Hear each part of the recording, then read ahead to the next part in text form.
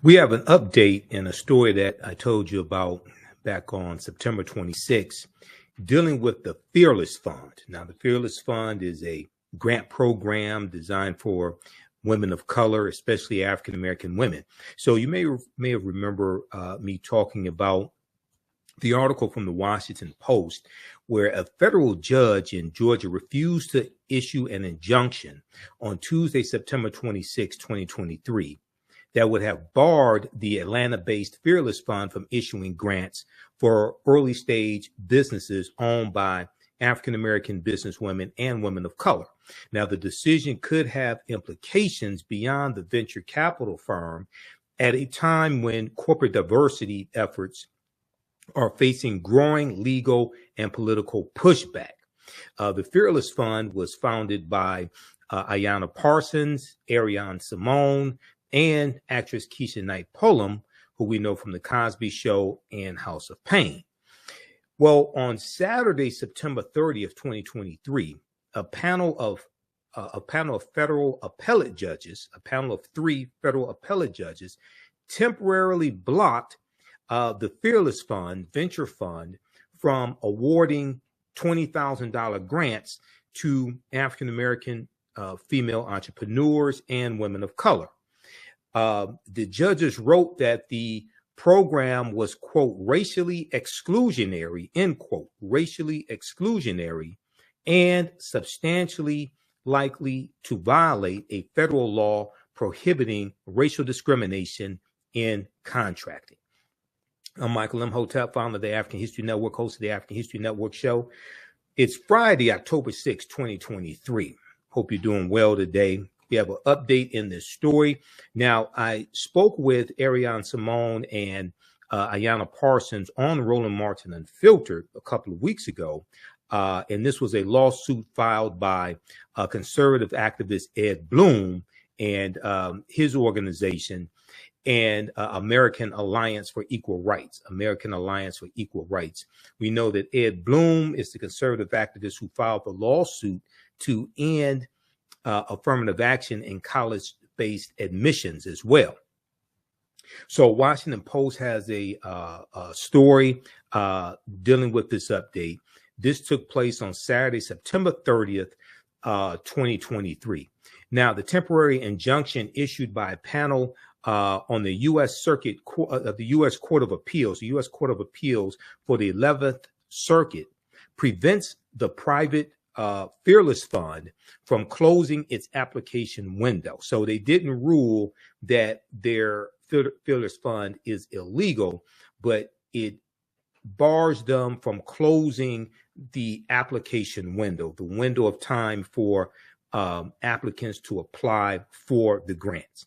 Now, the Fearless Fund was sued this past summer by a conservative group alleging that its program discriminated on the basis of race by exclusively handing out grants to Black female business owners. Now, they don't hand out grants exclusively to Black female business owners. When I spoke to the founders on Roland Martin Unfiltered, they said that the grants are for women of color business owners. Now, these are 3 African-American women who founded the Fearless Fund, but they don't give them exclusively to African-American women. Now, in the lawsuit that Ed Blum filed, and if we look at the, we can look at the first article. Well, let's look at this article here from the Washington Post. This is from September 30th, 2023. Federal court halts private grant program for Black female entrepreneurs. In ensuing an injunction, the appellate panel wrote that the Fearless Fund's racially exclusionary program might violate a federal anti-discrimination law. Now, Ed Blum is suing based upon the 1866 Civil Rights Act, the Civil Rights Act of 1866, which was passed during Reconstruction, and it was passed to help former slaves, African Americans, enter into contracts, negotiate wages, enter into labor contracts, etc. And it was giving to African Americans the same rights that white people had. The Civil Rights Act of 1866 is the foundation of the 14th Amendment of 1868. Okay. And Ed Bloom is citing its section 1981 of the Civil Rights Act of 1866. Okay. So if we now, what they want to do is they really want to go after the corporations that are working with the Fearless Fund. The Fearless Fund is working with corporations like MasterCard, JP Morgan Chase, etc. They've partnered with the Fearless Fund. Okay. Now, what's interesting is that the grants are for $20,000. African Americans get in 2022 got 1.1% of the over $200 billion in venture capital money. And you have Ed Bloom suing this group of African American women who are giving away grants of $20,000. Now, Saturday's decision reverses a Tuesday, September 26 ruling by U.S. District Judge Thomas W. Thrash, who denied a request by the plaintiff, the American Alliance for Equal Rights, which is Ed Bloom's organization. Ed Bloom's this 70-year-old white man, conservative, who is attacking these African American, who's attacking diversity, equity, and inclusion, basically. Okay, so they were sued to halt the grant awards process. Now, the alliance, the American Alliance for Equal Rights, led by conservative activist Ed Bloom, filed this lawsuit in August of 2023, a month after the U.S. Supreme Court effectively banned race-conscious college admissions through rulings on cases that Ed Bloom initiated against Harvard University and the University of North Carolina. So Ed Bloom ends affirmative action when it comes to college admissions. Now he's attacking grant programs for women of color business owners. Quote, the members of the American Alliance for Equal Rights are gratified that the 11th Circuit has recognized the likelihood that the Fearless Fund Strivers Grant Contest is illegal. And I want to go to that statement from the Fearless Fund. I mean, from Ed Bloom's group. That was the piece from, I think that's in the piece from the Washington Post. Let me find that here just a second. We got a couple of articles. Also, there was a piece from abcnews.com on this that I read as well. Okay, now the two of the three judges were judges appointed by Donald Trump. Interestingly enough, the two judges appointed by Donald Trump ruled against the Fearless Fund.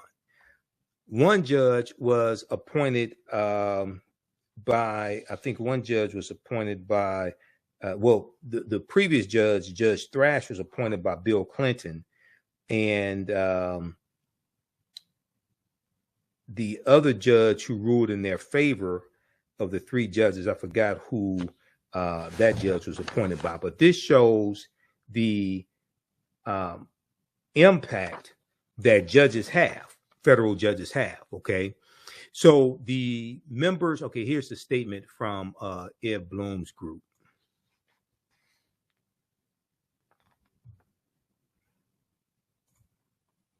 Let's pull this up here. Okay, right here. You should be able to see this. The members of the American Alliance for Equal Rights are gratified that the 11th Circuit has recognized the likelihood that the Fearless Fund Strivers Grant Contest is illegal, Ed Blum said in a statement on Saturday. We look forward to the final resolution of this lawsuit, end quote. Now, a separate 11th Circuit panel will now decide whether the Fearless Fund will be blocked from awarding money under its Fearless Strivers Grant Contest while the case is litigated in district court. Saturday, September 30th order merely halts the grant process until that separate panel issues a ruling. It is unclear when that determination will be made. It is unclear when that determination will be made.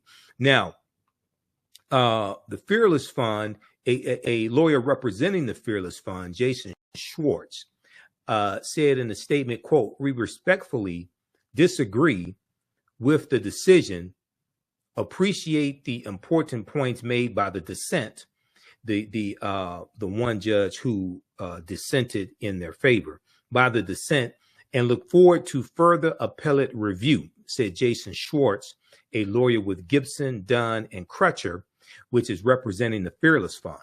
Quote, "We remain committed to defending our clients' meaningful work. We remain committed to defending our clients' meaningful work." Now, Judge Thrash, Judge Thrash, who was appointed by President Bill Clinton, denied the Blum-led alliance's preliminary injunction request on Tuesday, September 26, ruling from the bench that the Fearless Fund's grant program qualified as charitable giving, a form of protected speech under the First Amendment. So this goes back to the U.S. Constitution. All this goes back to law, okay? This is why we have to read and understand the U.S. Constitution. And politics is the legal distribution of scarce wealth and resources, and the writing of laws, statutes, ordinances, amendments, and treaties, their adoption, interpretation, and enforcement. So Judge Thrash ruled that the charitable giving was a form of free speech. Okay. Well, the Judge Thomas W. Thrash, he ruled that the charitable giving was a form of free speech. The two judges appointed by Donald Trump stated that it's not a form of free speech. Okay. Let's go back to the article here from the Washington Post. So protected speech under the First Amendment. Now, the American Alliance, Ed Blum's organization, appealed. They appealed hours later. Now, in Saturday's order from the two appellages, a majority of the three-judge appeals panel held that the First Amendment does not protect fund from awarding grants only to Black women, but they don't award them only to Black women. Now, what happened was I brought this up when we spoke with the two ladies on Roland Martin Unfiltered. Ed Blum said in his lawsuit that they only that the grants are for Black women only, but that's a lie. That's a blatant lie. They are for women of color, including Black women. All right. Now, Judges Robert J. Luck and L. Brasher were both appointed by President Donald Trump. They both concluded that the plaintiffs established that the Fearless Fund was, quote unquote, substantially likely to violate the law if they closed the application window and awarded the grants. Okay. Now, lifetime appointment, these federal judges, this is a lifetime appointment. Okay. These judges can be on the bench ruling for the next 20, 25, 30, 35 years. Okay. Possibly longer than that. This is why who you vote for president who you vote for the U.S. Senate is so important, because the president nominates federal judges, and the U.S. Senate confirms federal judges.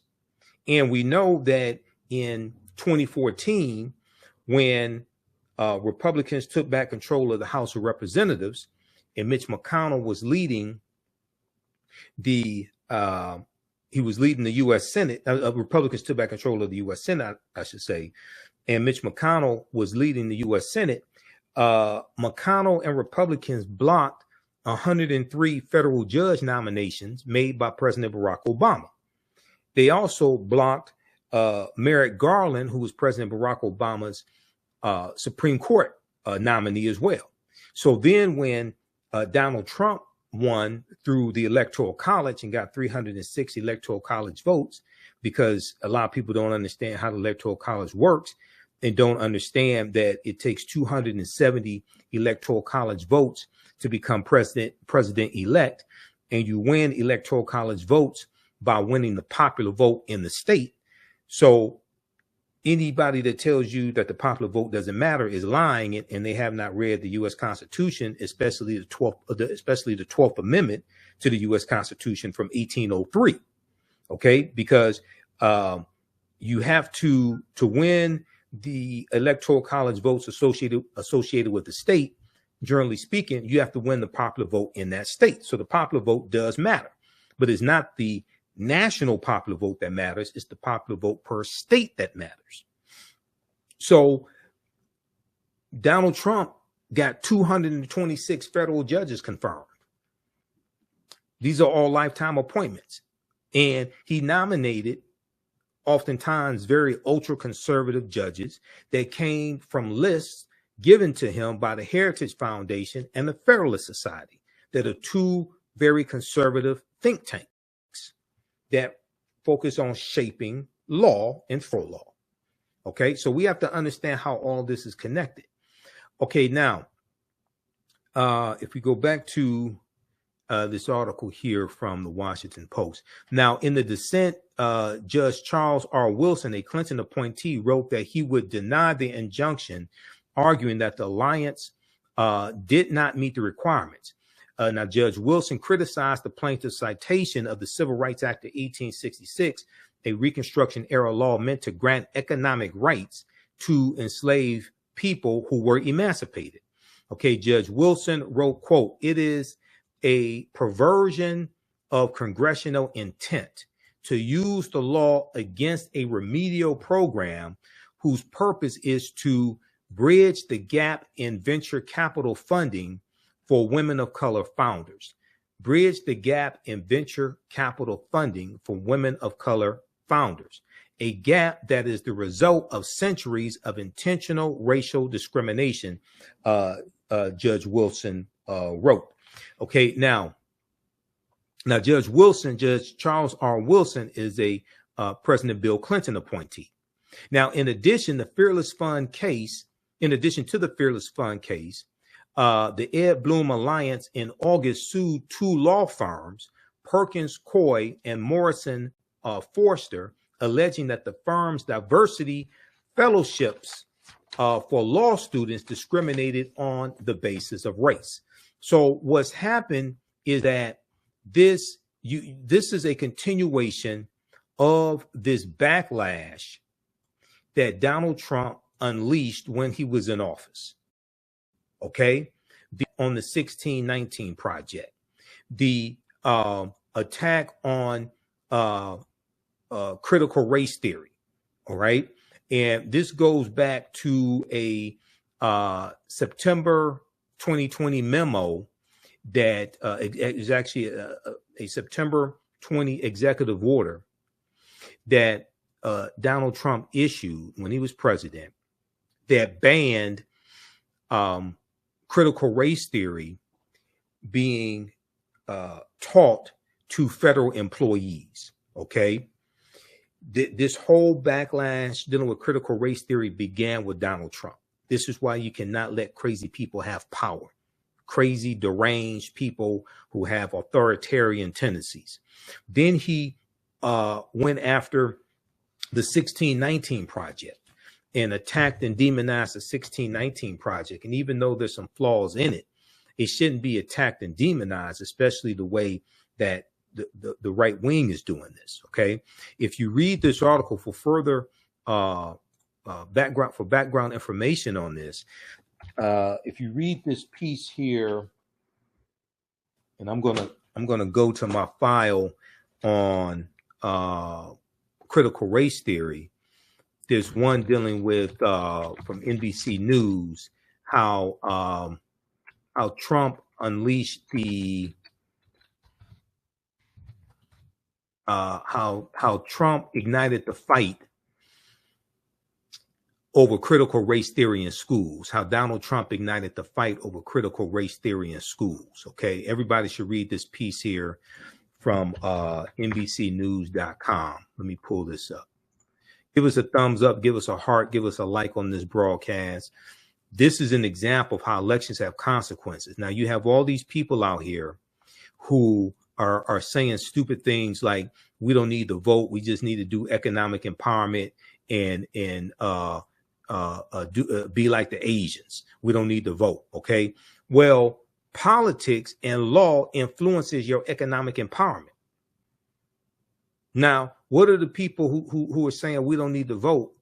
What are they saying about this? Law and politics influences your economic empowerment. Law and policies influence the economic environment that your business operates within.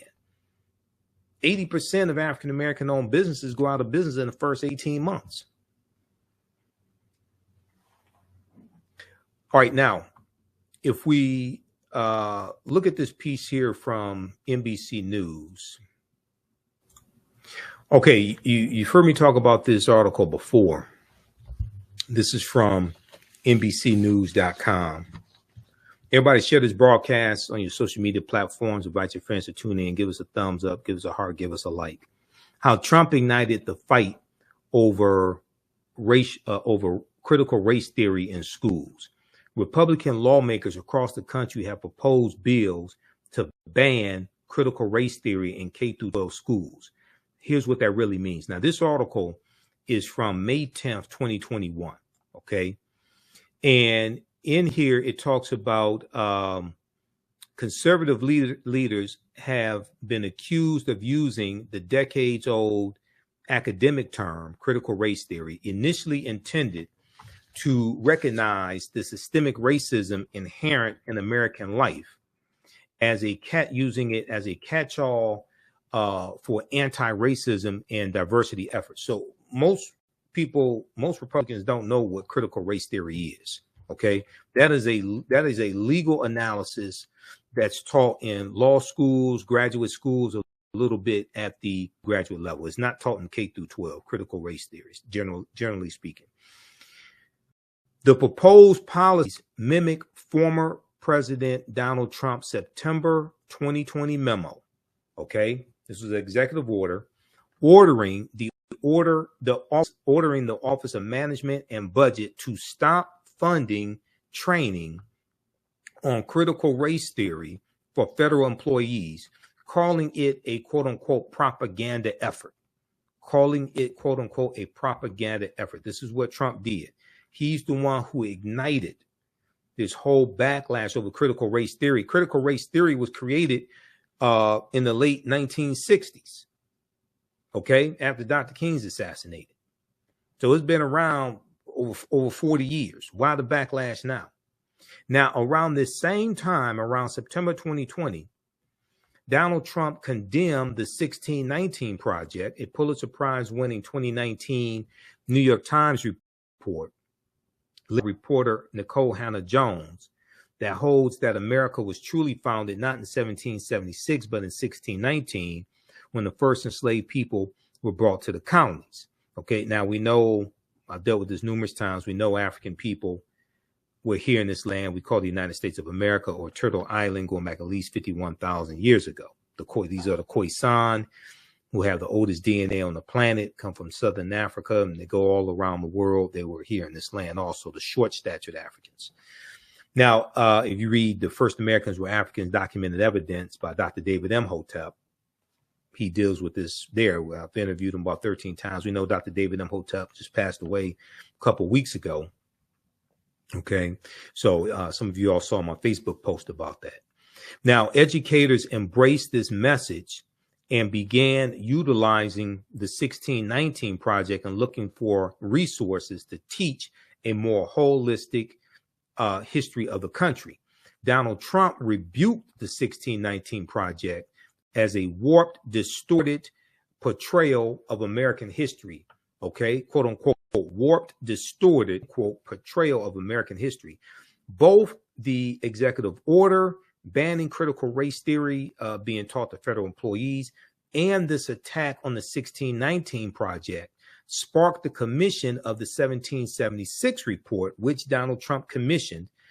The 1776 report was meant to combat the contents of the 1619 Project. Now, when Joe Biden became president, he disbanded the 1776 commission, and he removed the 1776 report from whitehouse.gov, which is the official website of the White House. Now, the countrywide uprisings in the wake of George Floyd's death only fueled the matter, with pundits debating the nation's fraught history of racism. Thus, although President Joe Biden reversed Donald Trump's initial ban in January of 2021, when Biden took the oath of office, January 20th, 2021, the seed had been planted. The seed had been planted. So this whole backlash, this backlash dealing with book bans, right? All this goes back to this attack, this fake attack on critical race theory, the attack on the 1619 Project. And we see all this that span from that, okay? Read the rest of this article here, how Trump ignited the fight over critical race theory in schools. So this is connected. So this attack on the Fearless Fund, this attack on diversity, equity, and inclusion, right, is within this whole context of anti-Blackness, this whole context of attacking policies that are beneficial for African Americans, calling them racist or their reverse racism. And then you have people like Trump and others who then want to say that white people are the real victims of racism. They're the biggest victims of racism, etc. Okay, which is nonsense. This is just absolute nonsense. Okay, but Trump is always playing the victim. All right, so check out this piece here from the Washington Post. Now, the first article that there was from the Washington Post from August 26, 2023. Now, what's really interesting here is African Americans only get 1.1% of the $214 billion in venture capital money. Okay. And if we look at this article from the Washington Post, they invest in Black women. A lawsuit claims it's discrimination. They invest in Black women. A lawsuit claims it's discrimination. Okay. And we have to also be careful of how these laws that were designed for African Americans during the Reconstruction era, how they're being used against us as well. Okay. And at the very same time, okay, so they're using, for instance, they're using the Civil Rights Act of 1866, right? Now, at the very same time, you have conservatives, especially Black conservatives, who say slavery was a long time ago that has nothing to do with now. But they want to use a law from the slavery era to attack African Americans right now. Chattel slavery ends 1865, December 6, 1865, when the 13th Amendment is ratified by Georgia ratifying the 13th Amendment. The next year, you have the Civil Rights Act of 1866. So the same conservatives who say slavery was a long time ago and that has nothing to do with today, then want to use a slavery era law or a Civil War or Reconstruction era law to attack African Americans today. This piece here from the Washington Post, they invest them. This is from August 26, 2023. Okay. They invest in Black women. A lawsuit claims it's discrimination. Conservative activist Edward Bloom's nonprofit organization is suing Fearless Fund, alleging that the firm's grant program for companies run by Black female entrepreneurs is discriminatory. All right. Now, if we, there's a piece here that I want to look at. Now, here's a picture of Ed Bloom here. Okay. Doesn't he look sad? All right. Now, Fearless Fund is one of dozens of firms geared toward combating the well-documented racial imbalance in U.S. venture capital. Last year, 2022, 1.1% of the $214 billion in venture capital funding allocated went to companies with Black founders, according to data from Crunchbase. In 2019, research from Stanford University concluded that founders of color face more bias from professional investors the better they perform. Okay. In 2019, research from Stanford University concluded that founders of color face more bias from professional investors the better these companies perform.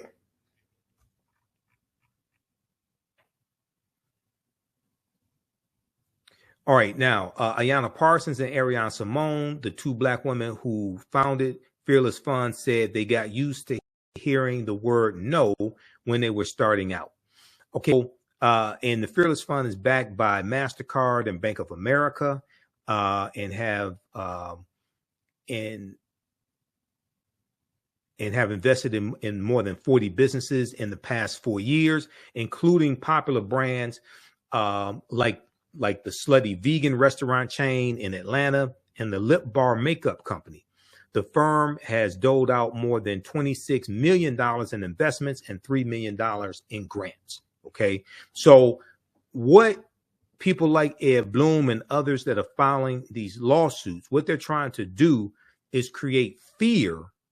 Even if they lose the lawsuit, they're trying to create fear to stop organizations like the Fearless Fund from operating, one, and two, to create fear amongst the corporations that have partnered with the Fearless Fund as well, to get them to back off. Okay, so this is a diabolical game that is being played, but it's taking place in the courts. Okay, this is why when I teach about political self-defense, I tell you, we need to understand the law better than they understand the law. Everything they do to us, they use the law to do it. Then when they get caught breaking the law, they go hire an attorney at law to defend them in the court of law. So the common denominator is law, okay, which means we need to understand the law better than they understand the law. And they're going back to 1866 with this. So once again, all these conservatives out here and Black conservatives that want to say, oh, slavery was a long time ago, that has nothing to do with today. They're using the law from 1866 to sue us.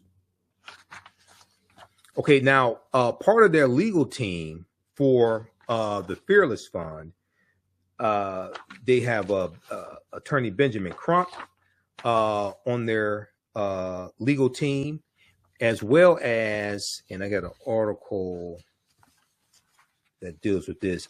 They've partnered with the NAACP Legal Defense Fund. To fight the lawsuit, the Fearless Fund lined up a heavyweight defense team with expertise in civil rights, including the NAACP Legal Defense Fund. And if we go to the article that we talked about in the other broadcast, judge allows grant program for Black female entrepreneurs to continue. This is from September 26, 2023. This was the first ruling. if we look at this here,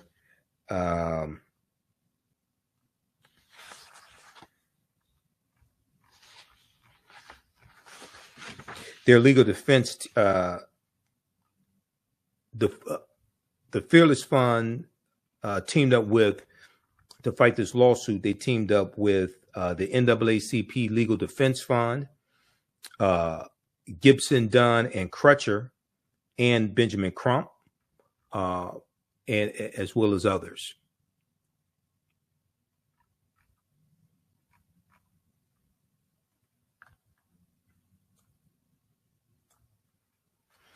All right, so check out these articles. Stay tuned for this. We're going to see more lawsuits filed to attack the economic empowerment that African Americans are engaging in. While at the same time, some of these same people will tell us to pull ourselves up by our own bootstraps, when that's not how they did it. They got government help. When you study their history, they got government help. And if you read this book here, How White Folks Got So Rich, The Untold Story of American White Supremacy, 3rd edition, it breaks that down. They got government help. I'm not saying white people, you didn't have some white people that worked hard, but they got government help, whether it was the GI Bill of 1945, whether it was the Homestead Act of 1862 that gave away 270 million acres of land for 124 years from 1862 during the Civil War to 1976. So once again, all these people who want to say slavery was a long time ago, I can go back. We can deal with the laws that still impact us today from that era, either from slavery or the Reconstruction era or right after or post Reconstruction. We can look at that. The Homestead Act gave away 270 million acres of land for 124 years, almost exclusively to white people. Then the Southern Homestead Act of 1866, that gave away about 45 million acres of land. The Dawes Allotment Act of 1887 gave away 138 million acres of land. 2/3, and the majority of that land was supposed to go to Native Americans and Black Indians. White people got 2/3 of that land. So this is government. This is an affirmative action program for white people. I'm not talking about 246 years of slavery, which is an affirmative action program for white people. I'm not talking about that. I'm talking about largely like toward the end of slavery or after slavery ends, massive land giveaways. We just look at that right there. Okay. Hopefully you like this type of information. Be sure to visit our website, theafricanhistorynetwork.com. Register for the online history classes that I teach on Saturdays and Sundays. I teach the classes Saturdays and Sundays, Ancient Kemet, the Moors, and the Ma'afa, understanding the transatlantic slave trade, what they didn't teach you in school. So we deal with thousands of years of history and what leads up to the transatlantic slave trade taking place. So visit our website, theafricanhistorynetwork.com, theafricanhistorynetwork.com. We have the information for our Sunday night show, 9 p.m. to 11 p.m. Eastern Standard Time. And the online course that I teach on Saturdays, 2 p.m. to 11 p.m. Eastern Standard Time. Our next classes are Saturday, October 17th, October 14th, 21st, and 28th. We deal with thousands of years of history and what leads up to the transatlantic slave trade taking place. This is a very visual class. I've been teaching this class on and off since 2017. I put together the we look at 80 to 100 articles. We have 15 books that we use in the class, and we go through and look at this history chronologically to understand what leads up to the transatlantic slave trade taking place. Okay.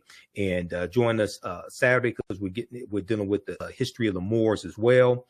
We do the sessions live. All the sessions are archived and recorded. You can go back and watch it anytime. We have a bundle pack for only $100 where you get the Saturday class and the Sunday class. The Sunday class is Black resistance movements from the Haitian Revolution, U.S. Civil War, Civil Rights Movement, and Black Power Movement. We have another session of the Sunday class coming up on Sunday, October 8th. Okay. And you don't have to be in class live. We do the sessions live, but they're all archived and recorded, so you go back and watch it anytime. So even after the course is over with, a year from now, 2 years from now, you can go back and watch the entire class, okay? And you can use this information with your children. I would say the information is PG-13. I do a PowerPoint presentation. We have book references, articles, video clips. It's very visual. And we have interviews. We have clips of interviews that I've done with Professor Kaba Kamene, Professor James Small, Dr. David Imhotep, Dr. Linda Jeffries, and some others. Renoko Rashidi, Dr. Francis Cress Welsing. I've interviewed some of everybody. So you get Tony Browder. You get we have excerpts of interviews I've done with Tony Browder also. So we can't start the study of our history in slavery. We have to deal with thousands of years of history that leads up to the transatlantic slave trade taking place. Also, we have a link on the website where you can look at the course outlines, okay? So you've never seen a class like this. Register right now, and you can start watching the content, and you can join us in class on Saturday and Sunday, okay? And you can also support the African History Network, $ the AHN Show through Cash App or through PayPal, paypal.me/the AHN Show. We have the information. You scroll down the website. We have the information right here. We have the links here. And this is our official Cash App account, $ the AHN Show, SHOW. When you go to it, it'll say Michael. It may show my picture there. These other ones and others like it are fake African History Network Cash App accounts that have been stealing money from us. That's why I put our link right here, and it has our QR code, okay? All right, so we have to get out of here. Remember, at the African History Network, we focus on educating, empowering, and inspiring people of African descent throughout the diaspora and around the world. Also on our website, my lectures are there in digital download format and DVD format. You can order those as well. Okay, remember, right now is correct wrong behavior. It's not over till we win. Wakanda forever. And we'll talk to you next time. Peace. Hopefully you learned a lot today. And be sure to register for the online history classes that I teach on Saturdays and Sundays. Saturdays, normally 2 p.m. to 4 p.m. Eastern Standard Time. I teach ancient Kemet, the Moors, and the Ma'afa, understanding the transatlantic slave trade, what they didn't teach you in school. Visit our website, theafricanhistorynetwork.com, theafricanhistorynetwork.com, to register for the online classes. And right on the home page, scroll down, you see information about our radio show. We're on Sundays, 9 p.m. to 11 p.m. Eastern Standard Time. We broadcast on our social media platforms.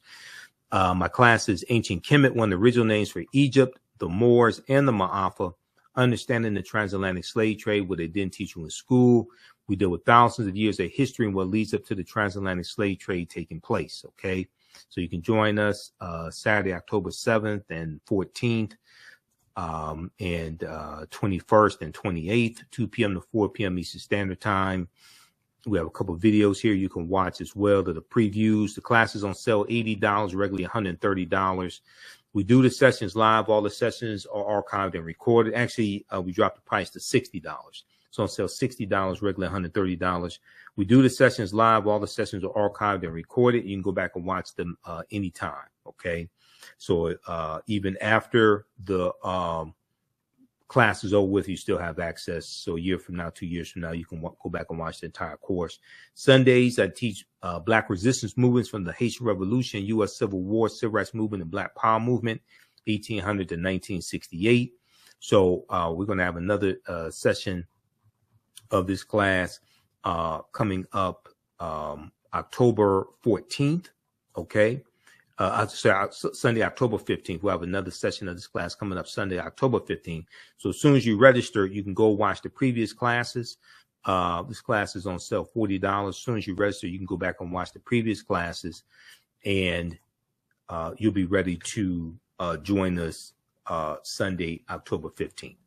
Also, if you'd like to stop it for information, you can support the African History Network, $ the AHN Show through Cash App. $ the AHN Show through Cash App, also through PayPal, paypal.me/the /the AHN show. The hustlers keep doing the research, stay on the air, keep broadcasting, pay some of the bills.